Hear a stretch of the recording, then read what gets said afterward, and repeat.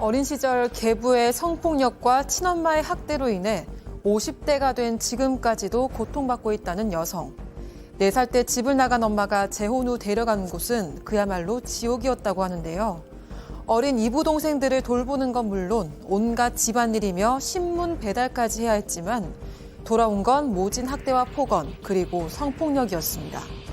계부의 이 같은 몹쓸 짓을 알고도 묵인하고 방관한 친엄마에게 더 한이 맺혔다는 제보자. 지금까지도 우울감과 불안, 무기력함에 시달리고 있다고 하는데요. 하지만 친엄마는 딸의 이런 고통과 무관하다는 입장입니다. 2번의 결혼과 이혼, 굴곡진 인생을 살아온 제보자에게 어린 시절의 아픔은 정말 아무 영향을 주지 않은 걸까요? 한글 문서로 무려 12장을 빼곡하게 채워서 저희한테 제보를 해주셨습니다. 50대 여성. 제가 읽었는데요. 야, 한 사람의 인생이 이렇게 파란만장할 수 있구나. 정말 대하 소설을 읽는 것 같았습니다. 자, 어린 시절부터 시작하죠.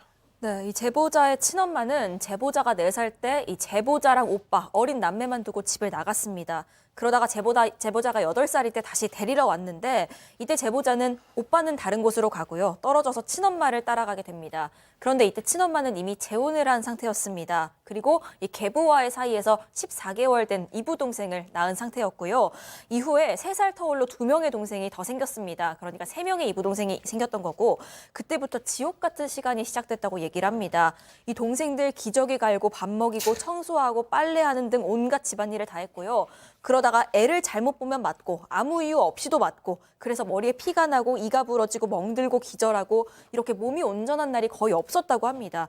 또 하루는 새벽 4시 반이었는데 당시 연탄불 위에 밥을 앉혀놓고 너무 힘드니까요. 졸고 있었는데 그 모습을 본 친엄마가 어디서 밥타게 졸고 있냐면서 그 연탄 집게로 등을 때렸다는 겁니다. 이게 제보자가 10살도 되지 않았을 때 겪은 일들입니다.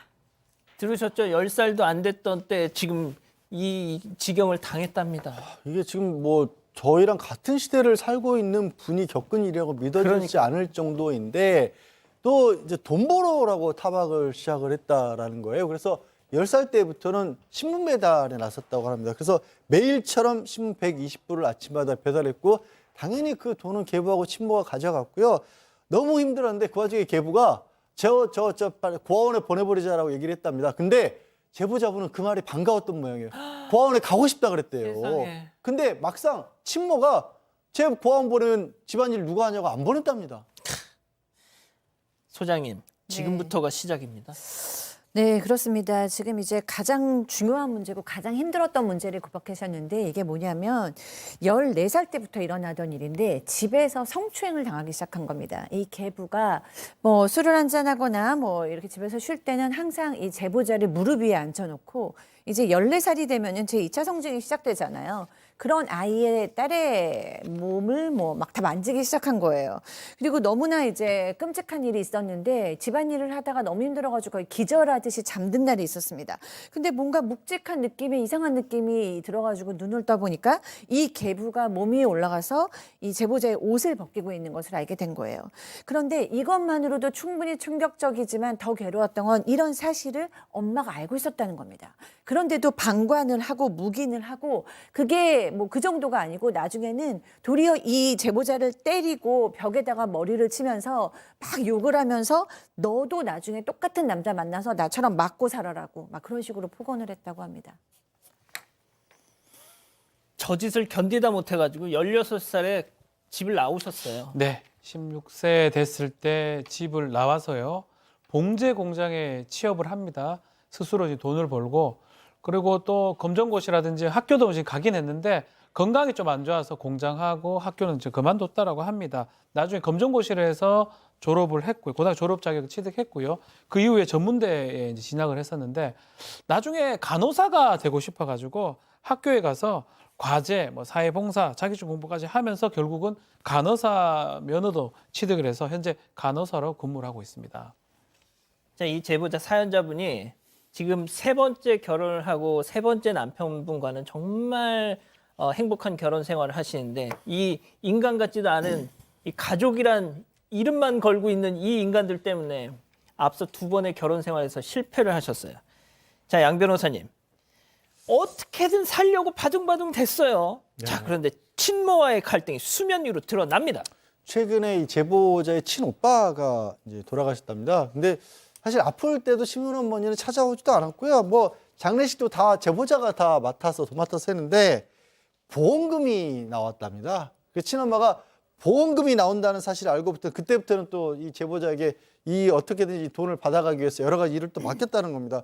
근데 그 와중에 돈이 얽히니까 또 친엄마도 그렇고 이부 동생들까지 나서서 뭐 갈등이 빚어졌다라는 건데 제보자는 사실 지금 저 상황이 돈 뭐 상속 그 오빠가 사망한 상황에서 저렇게 커왔는데 돈 욕심을 내서 지금 친엄마와 또 다투고 싶겠습니까? 그런데도 불구하고 돈 욕심 내는 사람으로 몰아갔다는 거예요. 지금 너무나 한스러운 게 자신은 그래도 이부 동생들은 제대로 좀 삶을 살도록 하기 위해서 방황할 때도 도와주고 뭐 이렇게 간호학원이라도 다니라고 학원비도 대주고 친엄마 용돈까지 내주고 저는 어떻게 그러셨는지 이해가 안 갈 정도로 그렇게 해왔는데 이제 와서는 또 돈 가지고 또 다투니까 너무 상처를 받으시는 거죠.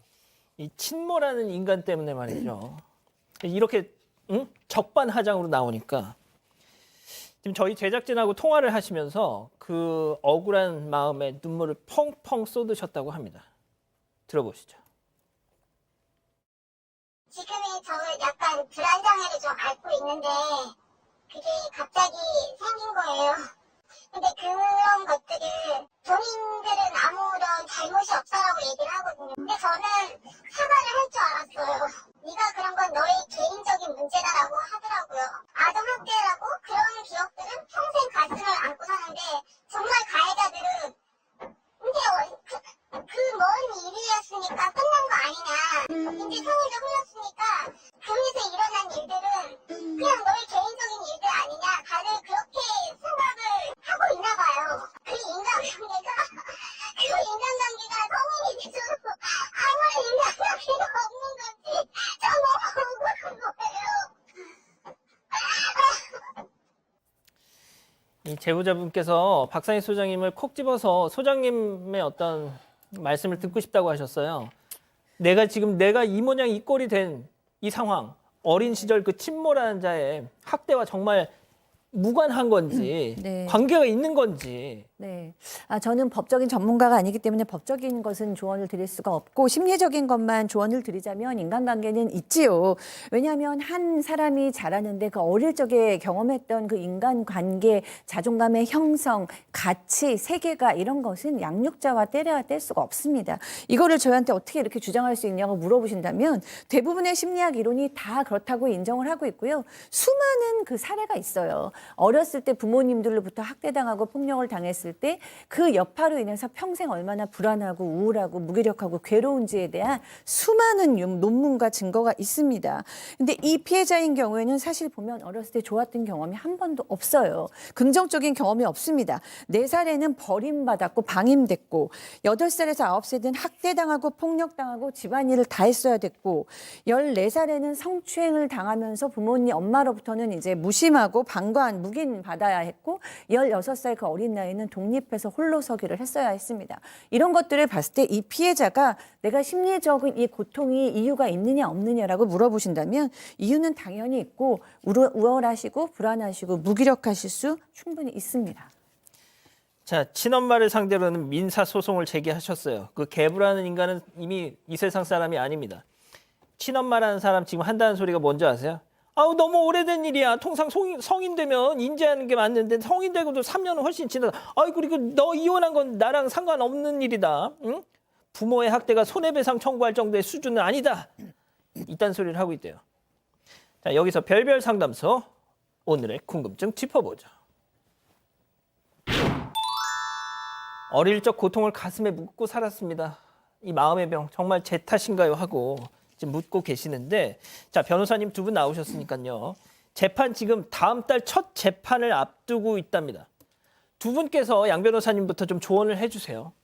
일단 뭐 소송을 이미 시작을 하셨고 그 담당하고 있는 변호사분이 계실 거여서 조심스럽긴 합니다만 지금 어릴 때 겪은 일이라고 할지라도 어릴 때 끝난 상황이 아니라고 저는 볼 수 있다고 얘기할 수 있을 것 같아요. 이분 계속 사실은 아프셨고요. 지금도 아프신 겁니다. 그러니까 시효라고 하는 게 이게 딱 끝났을 때 여기서 딱 몸에 상처가 나서 거기서 끝났으면 그때부터 3년이지만 이분은 지금도 아프신 거거든요. 그러니까요. 그러니까 이거는 중단된 상황이 아니다라는 부분을 아마 형사소송은 어렵더라도 민사소송에서는 다퉈볼 여지가 생기지 않을까 싶습니다. 조심스럽습니다만 그렇습니다. 쉽지가 않아 보이긴 한데 뭐 해야죠. 이제 했기 때문에 소멸시효라고 얘기를 합니다.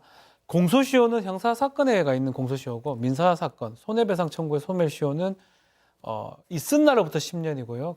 안 날로부터 가해자가 누군지 안 날로부터 3년 이내에 제기를 해야 되는데 이 두 가지가 가장 문제가 될 수가 있고 다만 최근에 대법원 판례 보면 한 20년 정도 성폭행 사건에서 그게 뭐 청구를 할 수 없는 그런 게 입증이 된다면 이 가능성도 있기 때문에 그거는 소멸시효 관련 입증도 중요할 것 같고요. 예전에 이제 있었던 일에 대한 어떤 증거라든지 이런 부분을 좀 있다면 재판을 좀 진행하기에는 좀 유리하지 않을까 좀 예측을 해봅니다. 소장님, 그 시간이 너무 많이 지나서요. 네. 짧게 이 제보자분의 심리적인 안정을 위해서 가장 필요한 거 하나만 좀 말씀해 주시죠. 네, 제보자께 가장 필요한 거는 사실 미안하다는 얘기를 듣는 겁니다. 그쪽에서 인정을 하는 겁니다. 우리가 너를 괴롭혔다. 그런데 그것을 만약 들을 수 있다면 가장 큰 치유가 되겠는데 만약 그렇지 않다면 저는 아프셔도 된다, 우셔도 된다라고 얘기하고 싶습니다. 자, 우리 가족 여러분들 뭐라고 하시나요? 네, 일단 김락경님, 그런 와중에 검정고시 전문대 간호사 면허까지 소름 돋도록 대단하십니다 하셨고요. 초코커피님, 아닙니다. 절대 사연자분 탓 아니에요 하셨습니다. 이희정님, 얼마나 힘드셨어요. 다 잊으세요. 나는 소중한 사람이다. 스스로를 사랑해주세요. 이런 말씀 주셨습니다.